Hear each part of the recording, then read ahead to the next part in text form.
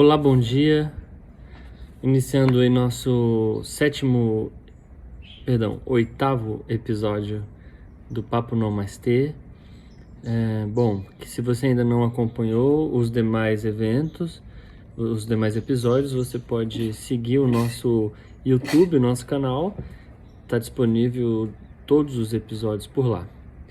Nós estamos então trabalhando o livro As Virtudes do Yoga.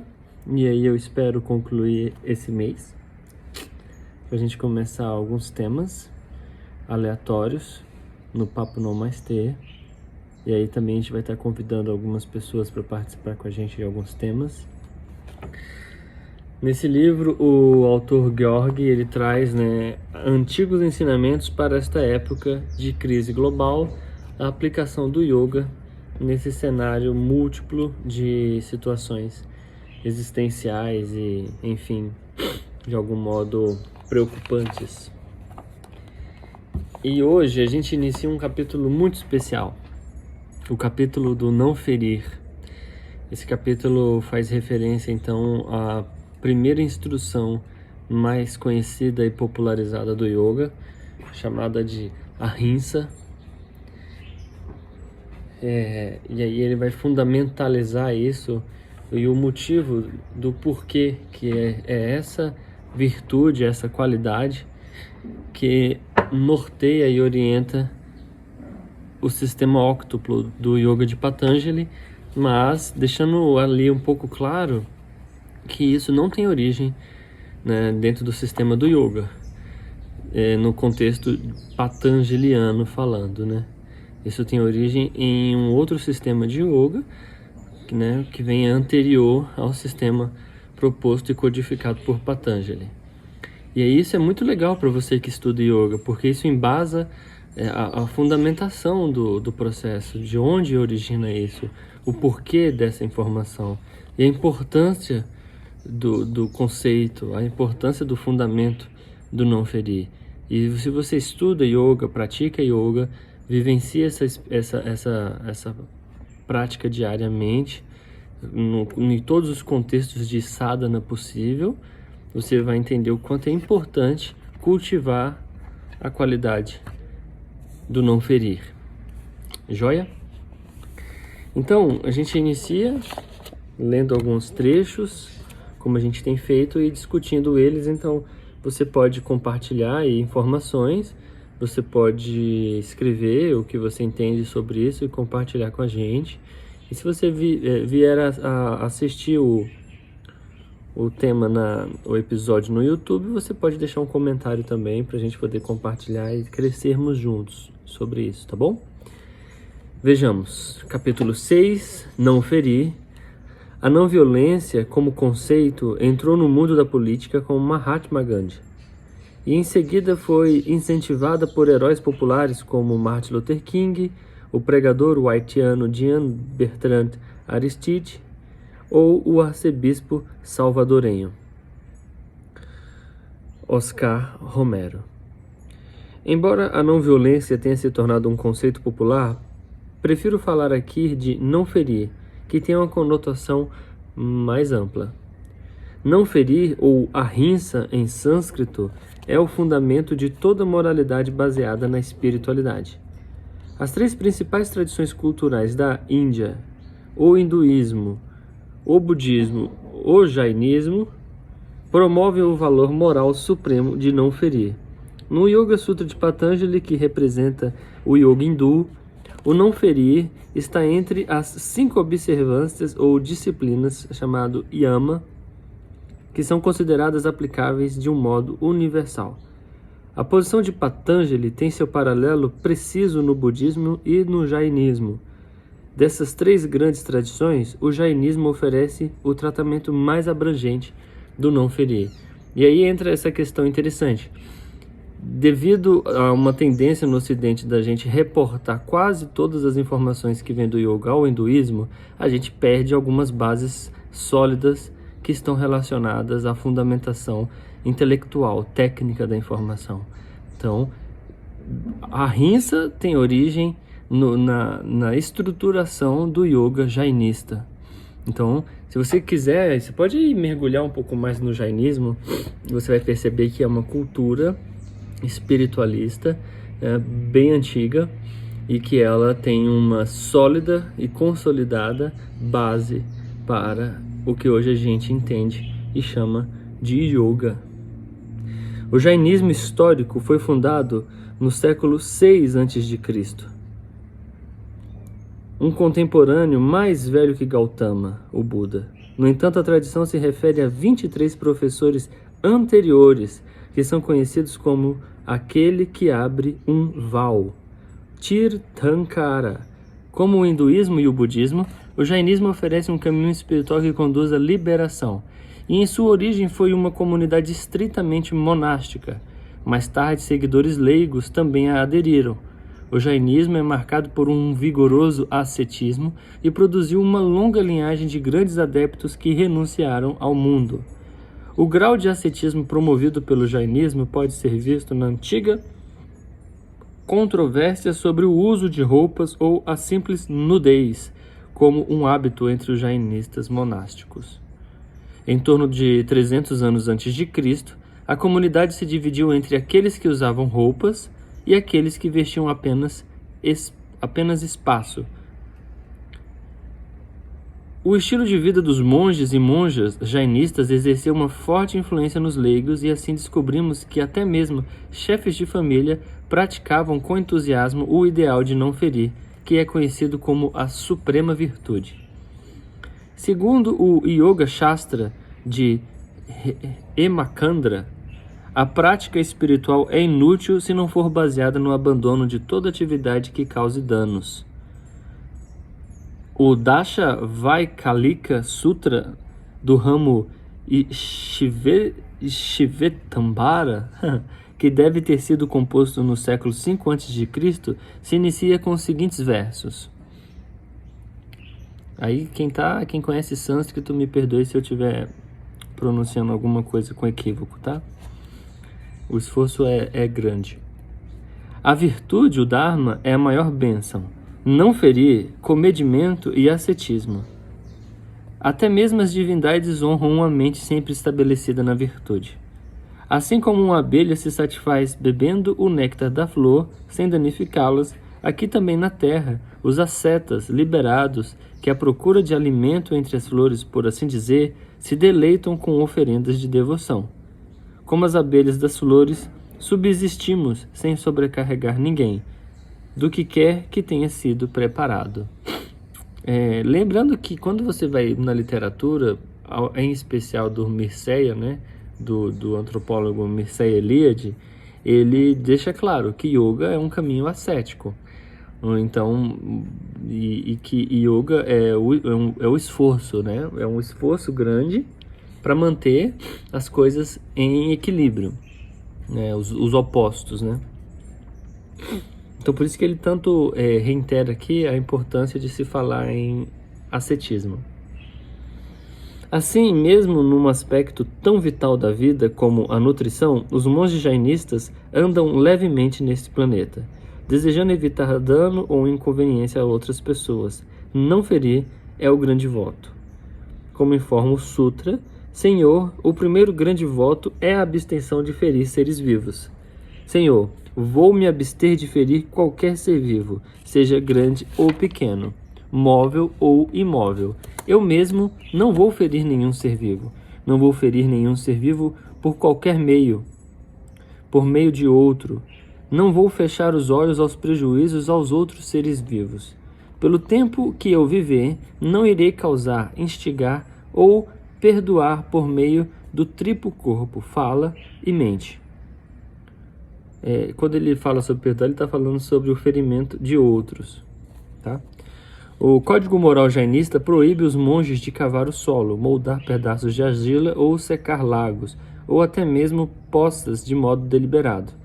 Todas as coisas devem ser deixadas inalteradas quando for possível, pois a vida é encontrada em toda parte. Eles não devem nem fazer ou apagar fogueiras, porque o fogo também tem suas próprias formas de vida, que não devem ser nem molestadas nem destruídas. Ao caminhar, os monges jainistas devem olhar atentamente para o chão, para evitar pisar em seres vivos, incluindo vegetação. Devem remover com cuidado qualquer inseto que tenha pousado no seu corpo e não colocá-lo em algum lugar onde possam causar inconveniência a outras formas de vida. Alguns monges usam uma faixa de pano sobre a boca chamada mulpati para evitar engolir insetos de modo acidental e assim por diante. Pela mesma razão, os monges jainistas se abstêm de abanar-se e de nadar ou até mesmo entrar na água. De modo semelhante ao hinduísmo e budismo, o jainismo sustenta que todos os atos prejudiciais causam karma, o qual depois prende a pessoa no mundo finito caracterizado pelo sofrimento. Segundo o Sutra Umasvami, ferir ou hinsa é interromper a vida de outrem por negligência. O ato de ferir pode ser intencional ou acidental, no desempenho do trabalho atribuído à pessoa. É desnecessário dizer que os jainistas abominam as caçadas, a vivisecação, a pena capital, o sacrifício de animais, a vingança pessoal e a guerra. As regras para os leigos são bem menos estritas que para os monges, pois as pessoas leigas têm a permissão, dentro de um razoável, de defender sua própria vida. O fator chave do não ferir é a constante vigilância ou atenção. Como explica a escritura citada, isso é cultivado por meio de 5 práticas seguintes. Legal essa parte aqui, que ele vai citar 5 práticas, tá? Se você tiver um papelzinho e uma caneta, você pode até anotar para depois você brincar aí de treinar essas qualidades. Então são 5 práticas são fatores chaves para isso. Primeiro, a vigia da própria fala. Segundo, vigiar os próprios pensamentos. Terceiro, cuidado ao andar. Quarto, cuidado ao erguer e colocar coisas no chão. Quinto, cuidadosa inspeção da própria comida e bebida. Nesse sutra também recomenda as seguintes 4 práticas. É o Tattvarta Sutra. A benevolência em relação a todos os seres vivos, a satisfação com todos os seres, a compaixão por todos os seres, a paciência em relação àqueles que são mal orientados em seu comportamento. Vou retornar essas 4 instruções, né? A benevolência em relação a todos os seres. Extremamente uma educação ambiental aqui, né? Ele já está falando, então, às vezes a gente pega a literatura de educação ambiental que dá apoio à nossa ideia moderna de sustentabilidade e acha que aquela coisa é muito bonita e muito atual. Agora vejamos, nós estamos falando de literaturas que antecedem o período do Cristo, como marco na história, e de uma literatura que dá apoio e fundamenta o yoga lá atrás. Então, primeiro, a benevolência em relação a todos os seres vivos. Segundo, a satisfação com todos os seres vivos. Digamos assim, que nesse caso cabe até a admiração por aqueles seres que são hoje em dia tidos como grandes problemas, né? Então, tirar, vamos dizer, a formiga está ali na minha cozinha, está dando tal e tal animal. E aí algumas pessoas às vezes não entendem o motivo que o indiano, em alguns lugares, levam isso tão a sério. Por que o rato, os animais que têm uma característica aqui no Ocidente de não higiene estão ali, né? Presentes na vida cotidiana deles. Isso faz referência a essas literaturas mais antigas e que de algum modo eles ainda mantêm aquela ideia um pouco radical para alguns, né? Quanto que para eles nem tão radical é assim. Se você tomar como referência que equilíbrio ecológico também tem em mente que haja uma ocupação equilibrada desses seres vivos, provavelmente se você ocupar de modo equilibrado, né, esse ambiente que você tiver, você dá condições para que todos os organismos vivos convivam em equilíbrio. Esse é o grande, vamos dizer assim, esse é o grande ensinamento que a educação ambiental, a visão ecológica, a ecologia, poderia colaborar com essas essas instruções antigas que regulam o equilíbrio social sobre uma predisposição litúrgica, né, religiosa, institucional e tal. Na realidade, você percebe que é necessário um grande equilíbrio entre esses pensamentos. Entender que são pensamentos que não se conflituam e que podem conflituar à medida que se tornam radicais e extremistas, né? Um fundamentalismo exacerbado. Mas se você ultrapassa essa ideia de um fundamentalismo exacerbado, você consegue perceber que essas instruções elas orientam e pareiam a gente com uma ideia de ecologia profunda, né? Então, a satisfação com todos os seres vivos. Então, cabe aí a ideia de que você não fica nessa escolha, esse é bonitinho, esse é feinho, esse é legalzinho, né? Enfim. Terceiro, a compaixão por todos os seres vivos. Então, à medida que você enxerga todos com as suas próprias características e assim suas belezas, suas importâncias, você tem compaixão por eles. De modo que pode-se dizer que uma serpente, né, uma cobra, que tem sido motivo de ser saqueadas e mortas e destruídas pela ignorância das pessoas, dentro do seu nível de equilíbrio ecológico, ela tem sua importância, e que à medida que você enxerga a não violência, o não ferir, né? O não ferir, porque esse é o conceito. À medida que você entende o não ferir como uma ferramenta de equilíbrio ecológico, você dá para ela a importância que ela tem e ela passa então a ocupar os espaços que ela precisa ocupar. Digamos que você esteja olhando uma casa construída no passado, era muito comum os alpendres ou as áreas elevadas, as residências mais altas, né, um pé direito acima de uma linha de altura, então aquela pequena escada na subida para a sala, para as áreas de ocupação. Isso era feito nesses lugares naturais, nessas fazendas, nesses lugares, exatamente para evitar o contato direto com esses animais. Então não é tão difícil você conviver com esses seres vivos se você tiver uma compaixão, uma entrega e um comprometimento com a vida. Ah, bom, eu preciso sair de bota todas as vezes? Talvez se você mantiver basicamente higienizados os entornos da sua casa, esses lugares, evitando atrações por esses animais, você vai conseguir viver muito bem, nem vai encontrar com eles, salvo se você estiver fazendo trilhas e caminhadas, aí você pode usar ferramentas de proteção, né? Então, para isso que a gente nasceu inteligente e potencializa, né, o nosso intelecto. O quarto, né, a paciência em relação àqueles que são mal orientados em seu comportamento. Então, bom, isso diz por tudo, né? Não precisa nem argumentar a importância da gente ter paciência em relação às pessoas que estão vindo, né, caminhando, estão também buscando. Nós nos tornamos desatentos e descuidados por meio de estados mentais negativos, em especial a raiva, a avidez, a ilusão, o orgulho ou a paixão.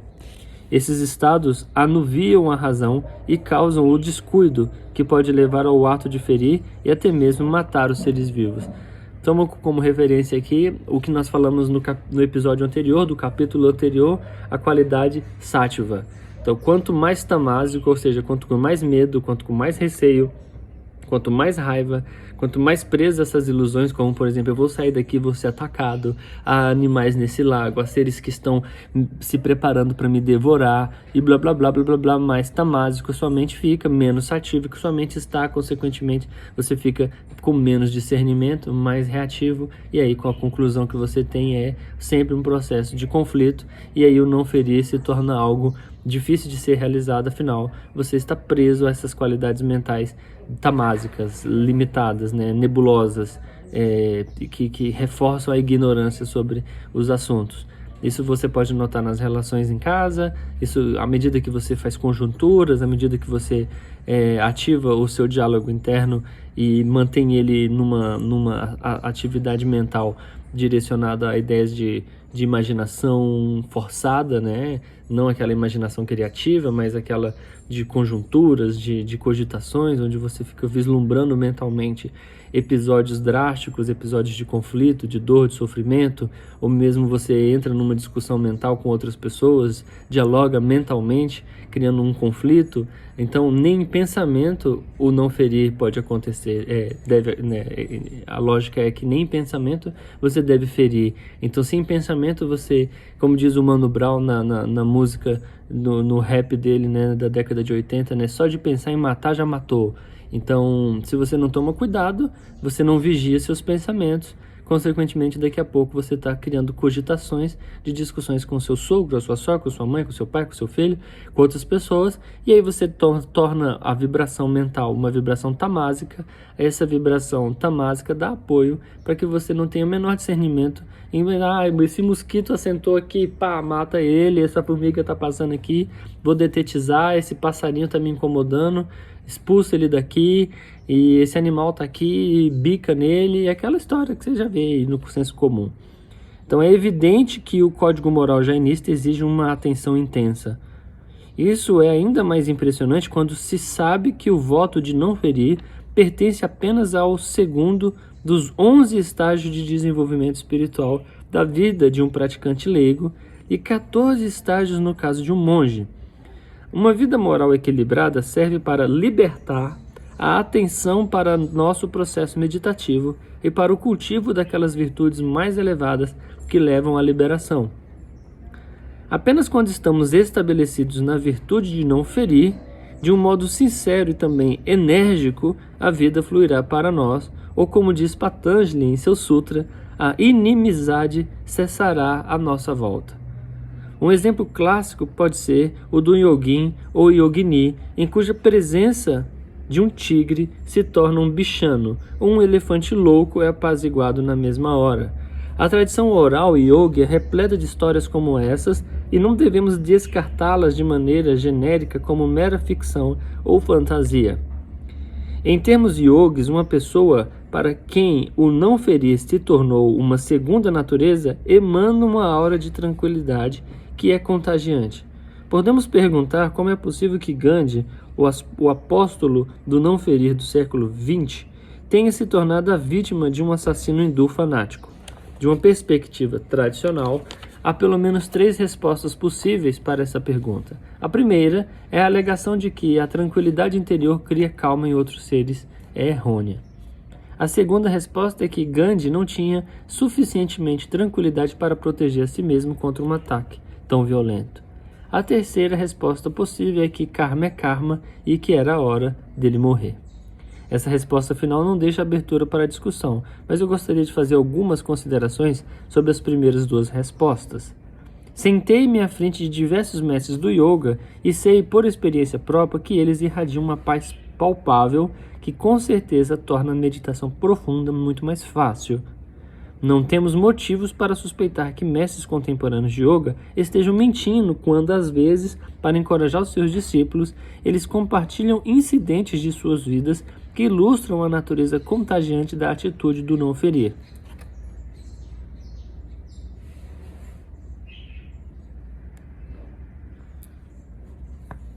E se os adeptos contemporâneos têm essas histórias verdadeiras para contar, não há razão para descartar os relatos tradicionais de um modo indiscriminado.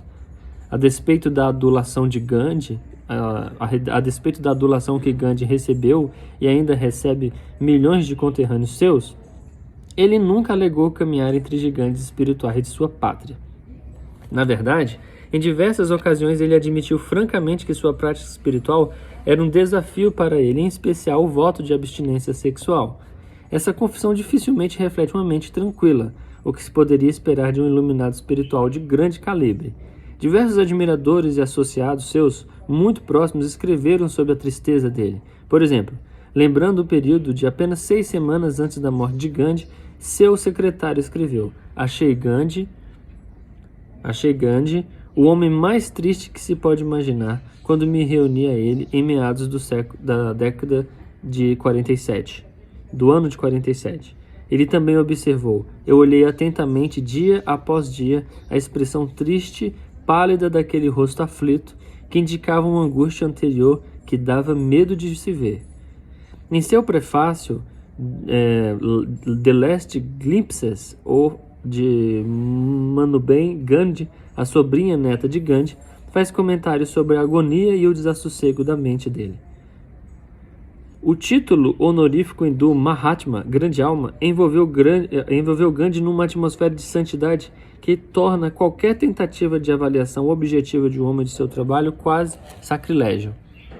Mas, por mais que admiremos Gandhi pela defesa tão resoluta da virtude, da não violência na ação política, é impossível não tomar conhecimento de suas crises de depressão, das ocasionais dúvidas e incriminações em relação a si mesmo, do desespero ocasional e do persistente tumulto interior causado pela luta com o estilo de vida ascético que havia escolhido. Assim, Gandhi muitas vezes descreveu a si mesmo como estando envolto pela escuridão, e com frequência questionava o trabalho de sua vida, sentindo que tão pouco havia mudado na sociedade e na política indiana. Em uma das anotações em seu diário, chegamos até a encontrar Gandhi atribuindo a violência constante da Índia a um grave defeito dentro de si mesmo. Nos últimos anos de sua vida, Gandhi deu início a 2 longos jejuns para ocasionar mudanças dentro de si mesmo e de seu ambiente social. Enquanto jejuava, o seu humor melhorava, mas assim que o jejum terminava, o tumulto mental recomeçava, segundo ele próprio admitia. Seja lá qual for nossa opinião sobre a natureza contagiosa da tranquilidade interior, qualquer pessoa sensata compreende logo que prejudicar os outros é menos desejável do que tratá-los com gentileza. Contudo, podemos perguntar se o ideal yogi de não ferir é realista. Afinal, como expressou a poetisa americana Maya Angelou, e como a imprensa sensacionalista nos faz lembrar todos os dias, parece que a natureza não tem nenhuma misericórdia. Será que os terremotos, vulcões, furacões, tornados, tsunamis, estiagem, fome e doença não são demonstrações mais que suficientes do dente ensanguentado da natureza? As estrelas nascem por meio de explosões e morrem destruindo objetos estelares circundantes. As galáxias colidem e morrem, extinguindo um número incontável de criaturas. Como podemos considerar o universo como um lugar benigno? As coisas estão em guerra umas com as outras? No nível do universo material, o caos oferece um constante contraponto a um equilíbrio dinâmico. Segundo a afirmação atribuída a Heráclito, é necessário entender que a guerra é notória, o conflito é costumeiro, e todas as coisas acontecem por causa do conflito e necessidade? Contudo, se é de se esperar que o microcosmo seja um reflexo do macrocosmo, como relacionar isso com a aparente ferocidade da natureza? Seríamos lobos entre homens, afinal? Essas questões são pertinentes e, para respondê-las de um modo significativo, devemos considerar o aspecto mais elevado do universo ao invés do menos elevado. De uma perspectiva yoga, o universo não é composto apenas do espectro visível material. Existem também vastas regiões sutis e não mapeadas, e acima de tudo existem os reinos da mente mais elevada, o que os gregos chamam de logos. Devemos olhar para essas dimensões rarefeitas do cosmo para compreender que o conflito define apenas um pequeno aspecto da existência. Em seus limites mais supremos, o universo se torna cada vez mais simples e mais equilibrado, ou tranquilo. Os sábios indianos diriam que os planos mais elevados são compostos da substância sublime de Sattva, o fator psicocósmico da luminosidade e a transparência, aquele véu ou filtro fino que sutilmente separa a mente ou o ambiente mental da própria realidade. É verdade que o cosmos está num processo de constante autotransformação. As formas aparecem e desaparecem. Uma pausazinha rápida. Pega a extensão que está ali para mim, conecta ali naquela tomada da sala e traz para cá, por favor. Então, quem nunca questionou essas questões que estão aqui sendo tratadas? E agora, num momento como esse da pandemia, de que nós estamos falando? Quem é o tal coronavírus? Quem é o Covid? E aí, entre as especulações, foi criado ou não foi? Blá, blá, blá, blá, blá, blá, reticências. Ponto. Só quero falar isso. É só jogar a dúvida. Não como uma ideia de incendiar conflitos. A pergunta é, o que está acontecendo? O que de fato é isso? Por que isso acontece? Por que essas coisas ocorrem? Quando você está ali, você vê a natureza, você vê um gato simples caçando uma ave, né? Pô, ele tem ração na vasilha dele, por que ele está comendo um passarinho? Né? E como que é isso? E esses relâmpagos? E esses trovões? E esses conflitos enormes que envolvem a destruição ao nosso redor? Por que isso continua acontecendo? Entende? O que vocês pensam sobre isso? O que isso reflete dentro da busca de cada um de nós? Por que isso ocorre? Então, essas são questões que, ao menos para mim como biólogo, quando eu comecei a estudar, para mim eram questões extremamente conflitantes. Peraí, caramba, eu sou um cara que quero falar da paz, que quero falar do yoga, quero falar do equilíbrio, e de repente ao meu redor eu vejo um profundo conflito, né, em diversas circunstâncias, não? E assim você de repente percebe que se nós estamos aqui e ainda é possível manter uma certa ideia de estabilidade, uma sincronicidade ou um equilíbrio dentro dessas questões, bom, não é tudo destruição. Já é uma primeira afirmação plausível. Não é possível. Se tudo fosse destruição, eu não estaria aqui, inclusive. Mas, à medida que eu estou aqui, eu percebo que surge a fome, que surge uma doença, que surge uma limitação, que surgem problemas ao meu redor. Então, percebe-se que é um organismo em funcionamento, né? E se nós estamos dentro de uma ideia de continuidade, a transcendência serve exatamente para narrar sobre os episódios constantes de destruição que vão acontecer à medida que esse processo progredir. Então a transcendência, se não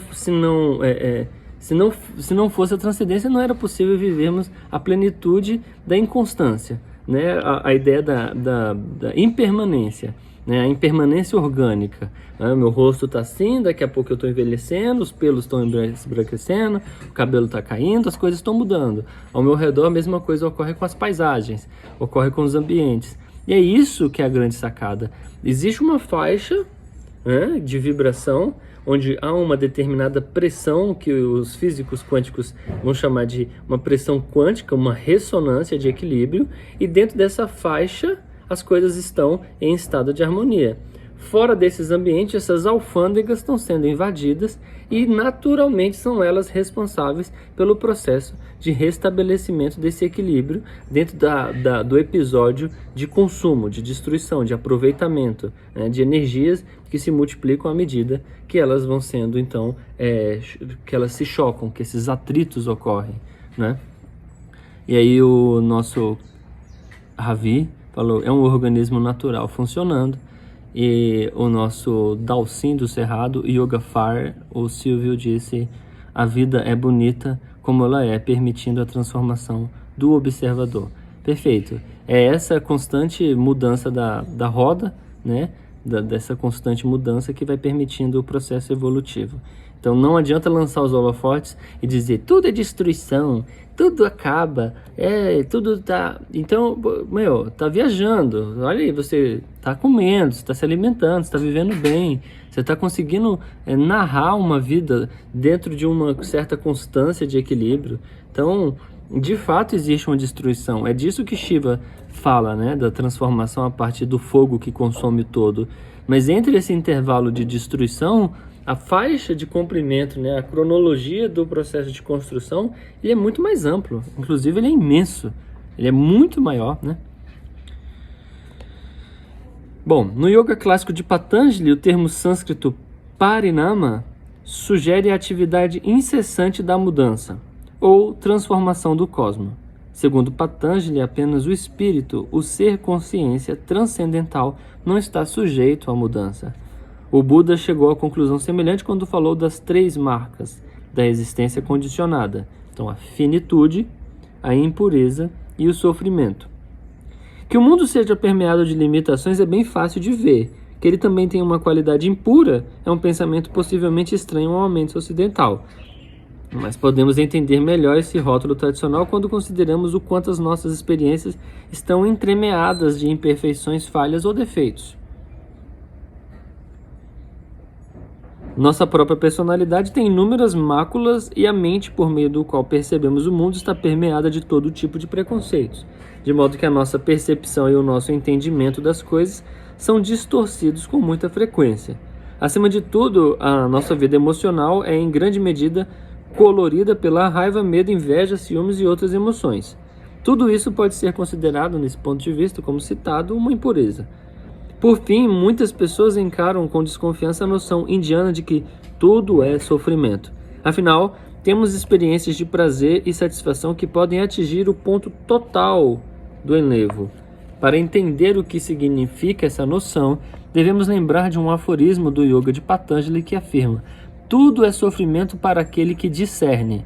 A palavra discernir, vivekim, é útil aqui porque devemos ser notados de um grau de sensibilidade mental ou de discernimento, para reconhecer que até mesmo a experiência mais sublime e feliz inclui um elemento de sofrimento, simplesmente porque qualquer experiência está destinada a terminar. Eu gosto de lembrar de um episódio que ocorre nesses filmes dos Avengers, no final daquele episódio onde, não me recordo qual é o filme, mas eu vou falar. No final do filme tem uma conversa entre aquele cara que carrega uma pedrinha o Visão com outro, e aí ele fala assim: bom, a grande característica da humanidade é essa, é que as coisas terminem. E aí o rival ali, responsável pelas lutas e tal, o vilão, ele fala assim: mas sobre a importância da continuidade, que tudo acaba, nada fica. Então tudo tem que... Então, poxa, a importância de deixar as coisas continuarem. E aí o Visão fala: não, mas essa é a grande magia humana, é que as coisas terminam. Imagina, se tudo fosse eterno, não seria possível. A característica humana é exatamente essa, de que as coisas terminem, de que as coisas acabam. Então, a música do Titãs nos diz, né? Tá na hora de comer, tá na hora de jantar, tá na hora de almoçar, tá na hora de dormir, tá na hora de comer, tá na hora de jantar, tá na hora de várias coisas. Então, qual experiência realmente é duradoura? Nenhuma. Todas são naturalmente transcendidas pela natureza do universo, do planeta, de transcender tudo. E o que fica aí a grande questão? Digamos que você tem aí duas teclas no seu computador, né, interno, o Enter e o Delete. E aí vem a experiência boa.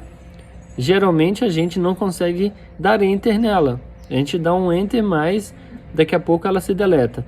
Mas nas experiências ruins, é muito mais fácil a gente ir para a tendência do Enter e não deletar.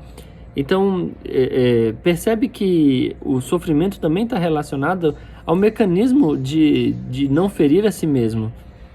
Se você percebe que as coisas são transcendentes, que elas terminam, que elas são passageiras, que elas tendem a se encerrar, você pode, com naturalidade, deixá-las ir.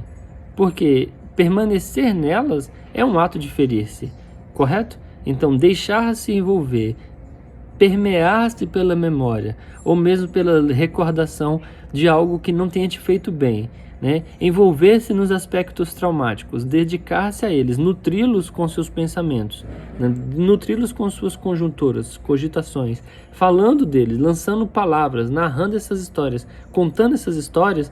Você na realidade alimenta esses aspectos e eles ficam ainda mais difíceis de serem transcendidos. À medida que você então começa a aprender que você pode se desapegar desses processos e deixá-los fluir naturalmente, não se afeiçoando a eles a ponto de deixá-los dentro de você, permanentes, né, permitindo com que eles sejam naturalmente transcendidos, é provável que você consiga viver por mais tempo em um estado de felicidade em meio a essa situação de impermanência que é estar na Terra. Então, esse é um desafio que todos nós estamos passando, e que à medida que você vai ganhando conhecimento, porque a mente satívica é a mente sábia. Quando ele fala em transparência, ele está falando exatamente de você conseguir ver o outro lado. Quando você fala em reflexão, é você refletir, ou seja, enxergar aquilo de um outro modo. Quando o Patanjali propõe a reflexão, ele está falando exatamente da ideia de mudar o ponto de vista a partir da observação, né? Se você vê a situação de um jeito, se você está espelhado, essa situação ela é de outro. Então esse é o poder da reflexão. A partir da reflexão, o processo se torna transparente. A partir da transparência, você consegue deixar com que o espaço esteja vazio de informação para uma nova experiência que tende também a te impulsionar a um estado de novamente transcendência. Considerações aí, por favor, colegas? O discernimento então faz parte disso, né? Do mesmo modo que ficamos tomados pela felicidade ou pela alegria, a mesma felicidade ou alegria irá desaparecer outra vez, e isso nos deixará num estado de anseio, ou talvez uma condição de privação emocional, a famosa noite escura da alma dos místicos. Ao desenvolver o discernimento, ativamos a mente superior, ou faculdade da sabedoria, que em sânscrito é chamada de buddhi. Essa palavra é construída a partir da raiz verbal buddhi, que significa despertar, estar desperto, é a mesma raiz a partir do qual deriva o particípio passado Buddha, que significa o desperto. Esse órgão de sabedoria, que corresponde ao logos neoplatônico, é uma faculdade suprapessoal a qual, falando em termos ontológicos, situa-se no ápice da existência cósmica. Segundo o yoga hindu, apenas a realidade transcendental, que é a cósmica, pode reivindicar um lugar mais elevado. A mente superior é, de certa maneira, um portal, o único portal para a realidade transcendental. Podemos compará-la a um véu translúcido que nos separa da realidade. Quando identificamos e assim ativamos a mente superior por meio da aplicação do discernimento, transcendemos os níveis inferiores do cosmos e, falando de modo figurado, movemo-nos para tão perto quanto possível da realidade, sem realmente nos tornarmos um com ela, ou em termos não dualistas, sermos ela própria. Então, cabe aí esse ponto interessante. Naquilo que o yogi medita, naquilo o yogi se torna. Se você deixa sua mente envolvida nesse processo, se o observador se torna o objeto observado, você consequentemente se torna aquele processo. É disso que falamos há pouco. Ou seja, eu uso a didática que chamo de mente orgânica. À medida que uma célula ela se apropria de uma determinada informação, é semelhante ao que nós estamos estudando nesse tempo de quarentena sobre a apropriação do RNA, do DNA, desses processos que envolvem os contágios. Então, uma célula tem o poder de absorver essas informações, de assimilar, né? Então, esse potencial de assimilação cerebral, ele ocorre com os objetos observados a partir da competência, né, da mente, que é de absorver, de assimilar. Então, a partir do momento em que eu observo um objeto e eu começo a fixar-me a ele, gradativamente, essa técnica se torna potencialmente capaz de fazer com que eu me torne o objeto observado. Esse objeto observado pode ser didaticamente entendido como uma caneta, mas uma caneta tem limitações de expressão, então ela é mais difícil de entender essa lógica. Mas a partir do momento onde eu vejo uma situação ou algo que dá nuances diferenciadas de comportamento, semelhante então ao meu filho, a minha mãe, a minha esposa, as pessoas, meus amigos, as pessoas que estão ao meu redor e que de algum modo elas incentivam possibilidades internas mentais de multiplicar as minhas ideias sobre aquilo que eu estou vendo, consequentemente, aquela situação se torna mais ampla. Então, a minha mente é capaz de reproduzir essas células e transformar isso em um tecido, semelhante ao que o organismo faz. Então, células unidas formam tecidos,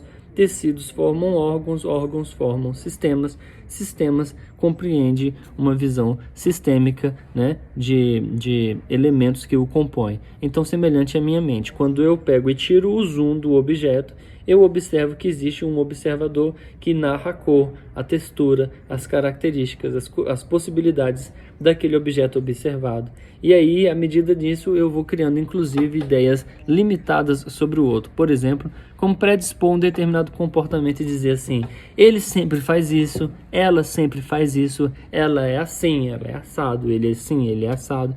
Então, isso vai criando caminhos, né? Vai forjando trilhas dentro do nosso tecido mental. E é por isso que é tão difícil com o passar do tempo a gente acreditar inclusive na possível mudança de alguém, ou mesmo na gente, ou a possível mudança de algum aspecto comportamental. Se você for ampliar isso que eu estou falando, você vai perceber que nós então passamos a viver um universo interior próprio, uma característica individual que nós chamamos então nessa ideia de mente orgânica, de paisagem mental, ou uma geografia do pensamento, ou mesmo um cenário psíquico, e aí esse cenário tem um certo comportamento, determinados elementos compõem esse cenário, e eles vão se alterando à medida que eu vou, como observador, ou retirando, ou incluindo, como se fosse então uma grande moldura, né? Dentro dessa moldura, elementos compondo. E aí fica mais fácil se você então perceber a importância de extrair, né? Retirar determinadas tendências de inclusão, né? E se você retira essas determinadas tendências de incluir, em especial julgamentos, tudo isso que a gente está falando aqui, ó, veja só que interessante, né? Benevolência com todos os seres, satisfação com todos os seres, compaixão por todos os seres, a paciência em relação àqueles que são mal orientados em seu comportamento. Se você começar a entender isso, começa a ficar mais didático para você. Que beleza, tá difícil fazer essa transformação pessoal. Ok, realmente há uma tendência na minha mente de ir para determinadas características, mas, entretanto, sobretudo, blá blá blá, você pode retornar ao estado de observação e reduzindo esse estado de fixação no objeto, que é uma natureza tamásica da mente, pegar, aprisionar e reducionalizar o objeto observado, você pode vir para o estado de recolhimento, e nesse estado de recolhimento ampliar a visão. Ampliando essa visão, você vai conseguir perceber que esses elementos também são transcendíveis ou transmutáveis e que eles próprios, com as suas próprias naturezas, também estão compreendidos dentro dessa qualidade de transcendência. Qual é a consequência disso? A consequência é que você, retirando-se dessa posição de julgamento, você elimina essa tensão mental e você oportuniza não só a sua mudança, como a mudança do outro. O Ravi nos trouxe a seguinte informação: e pensar assim, comportar-se assim, só distancia a gente do entendimento da impermanência. Perfeito. Então, se a gente não entende que o que tem que mudar na realidade não é o todão, assim, no sentido de, meu Deus, eu preciso colocar tudo em ordem, nossa, agora eu estou entendendo. Na realidade, se você retira a natureza de fixação do observador e vai para um estado mais meditativo, mais de observação, que isso não quer dizer propriamente estar sentado num local e preparado. Você pode meditar agora enquanto você observa, né? Retirar essa fixação, de algum modo assim, descontrair essa mente, né? Afrouxar essas tensões em relação a dar nomes, a varrer, a narrar, né?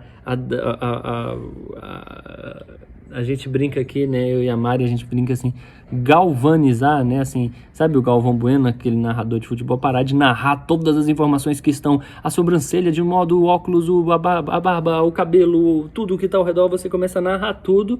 Porra, isso vai virar uma loucura. Então, quanto mais você narra, mais poder você dá para isso. Qual é a ideia? Para de narrar. Qual é a essência do xamanismo norte do México, né? Dos toltecas? Para de contar a sua história pessoal. Elimina a sua história pessoal, viva agora, viva o presente. Saia da narrativa de ficar falando da sua história pessoal. Reduz isso.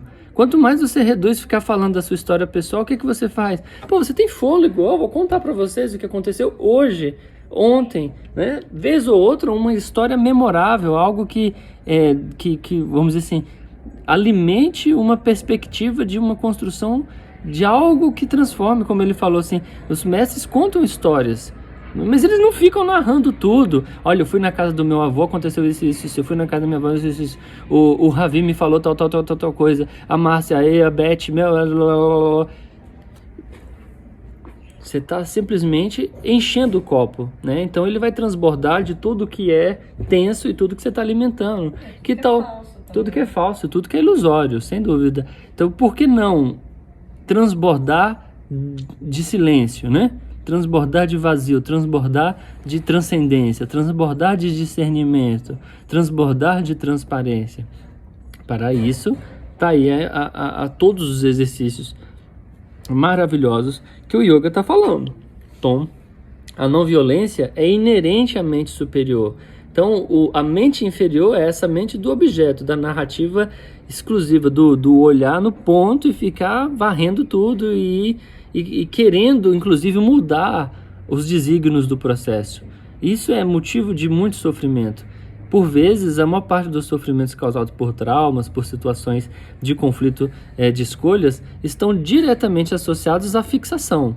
Então, quer dizer, a mente, ela, de modo mais tamásico, ela vai e impede a ideia de que aquela situação poderia acontecer exatamente daquele modo, que aparentemente é ruim, né? Então, que é destrutivo, que causou alguma sensação de desconforto. E aí você quer alterar os desígnios. Então, os xamanistas também gostam de chamar isso assim, profanando o intento do infinito, né? Tirando a perspectiva do intento do infinito, do que quer que você chama de Deus ou inteligência superior, de que aquela situação deveria ter acontecido de uma outra forma. Que aquele karma, que aquilo ali não é seu, inclusive. Aquilo ali não é um problema seu. Deveria ter acontecido de um modo a agradar a sua ideia de compulsão egóica. Então, se você percebe esse mecanismo de ilusão, de enganação, você está entendendo que há uma falsidade ali, que há uma ideia destemperada do processo, que as coisas não ocorrem, né? Porque então é delicado, porque aí você ouve modernamente assim, o pensamento tem poder, ele constrói, né? A coisa do co-criar. Então tem que tomar um grande cuidado com essas ideias, porque elas impedem de você entender que determinadas coisas estão acontecendo assim como um veículo de aprendizado, né? E que você pode sim co-criar. Mas para isso, a sua mente tem que estar preparada para entender também que determinadas situações precisam acontecer como estão acontecendo e, desse modo, serem transcendidas nesse nível de aprendizagem que te exige mais habilidade de caráter, né? De características de transcendência, né? De transformação pessoal. Também tem que saber que a mente é subjugada, né? Sim. A mente está subjugada por um sistema, né, que está sendo alimentado por muitas mentes. Então ninguém vive sozinho, né? Então esta tende tanto para a paz como para a iluminação. Infelizmente a mente superior é apenas um aspecto de nosso aparato mental total, uma dimensão do cosmos de múltiplas camadas. No nível inferior da existência mental prevalece uma situação diferente. Segundo um ditado em latim, Homo homini lupus. O homem é um lobo entre os homens.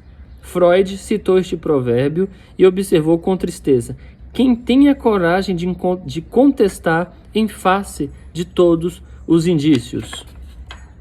Um grande número de psicólogos, sociólogos e filósofos reiteram a mesma posição, argumentando que a agressão é inata a seres humanos. Mas se a agressão é um aspecto da natureza intrínseca, a bondade e a gentileza também o são, bem como a habilidade de superar os nossos instintos assassinos.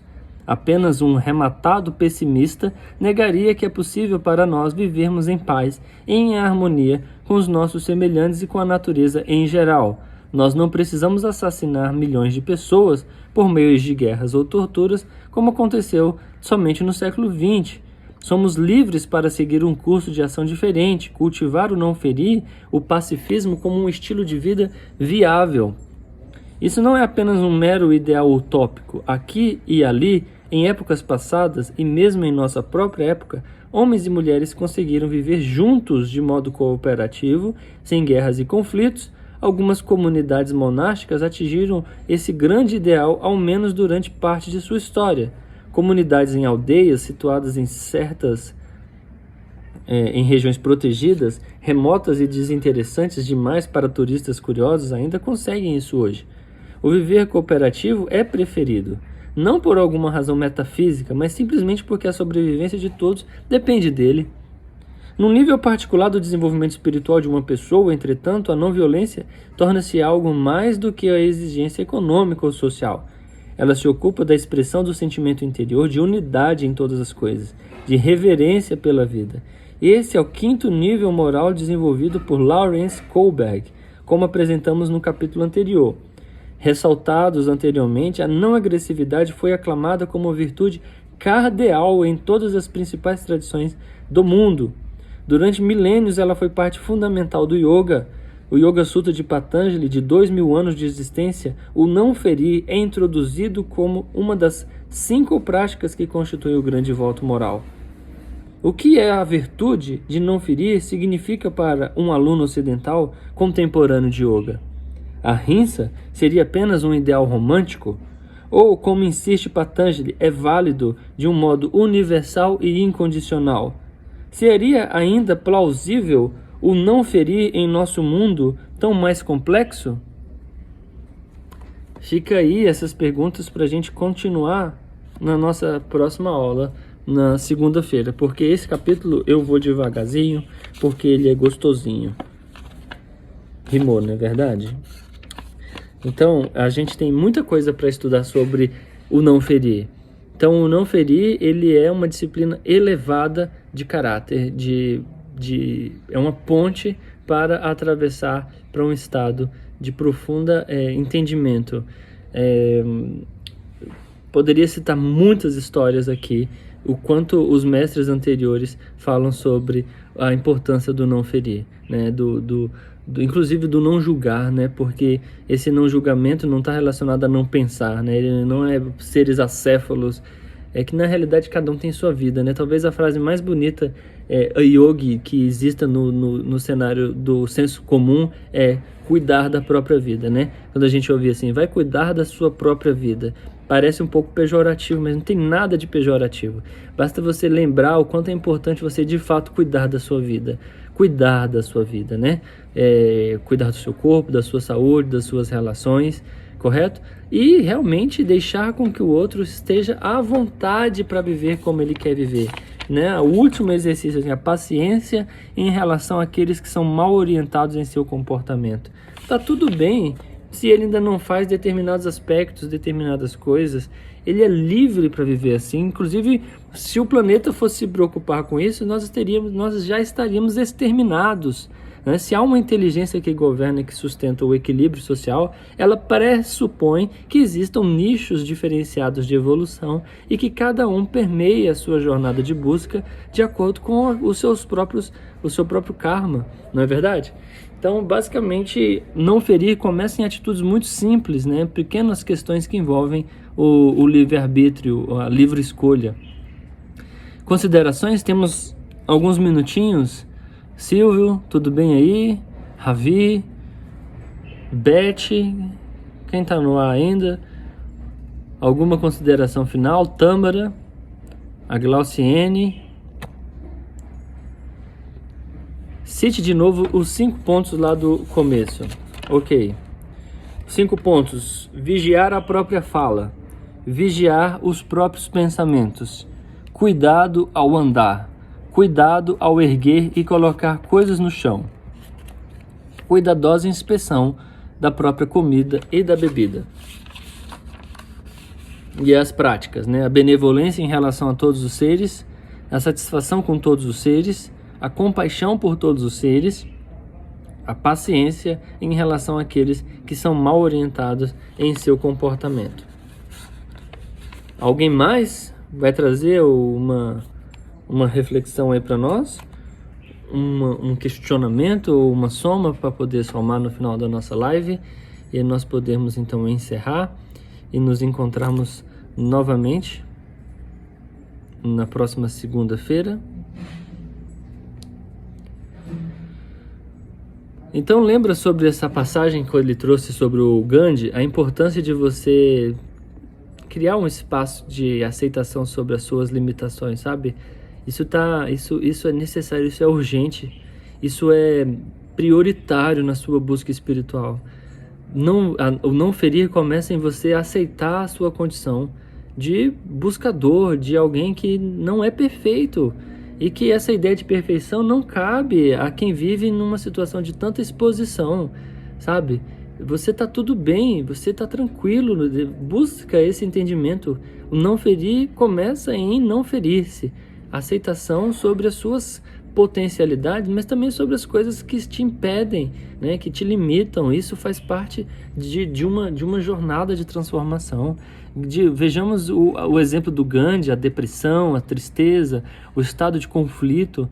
Quem não está passando por isso? Daí a importância de você fazer o ahimsa, o não ferir, com você mesmo, permitir a sua transformação como quem molha uma planta, como quem tem a paciência com o crescimento de uma criança, sabe? Você vai pegar a criança que não anda e vai bater nela, vai impor a ela um sofrimento pela limitação dela de não conseguir andar, semelhante ao nosso espírito, à nossa consciência que está se transformando, gente.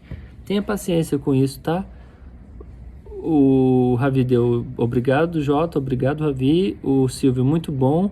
É preciso entender nossa real natureza para podermos ter discernimento, 100%. né? Eu achei interessante essa parte de clarear mesmo a ideia de Ahimsa, porque vejo muitas vezes discurso que distorce a Ahimsa justamente por conta dessa narração da própria história. Exatamente. Então,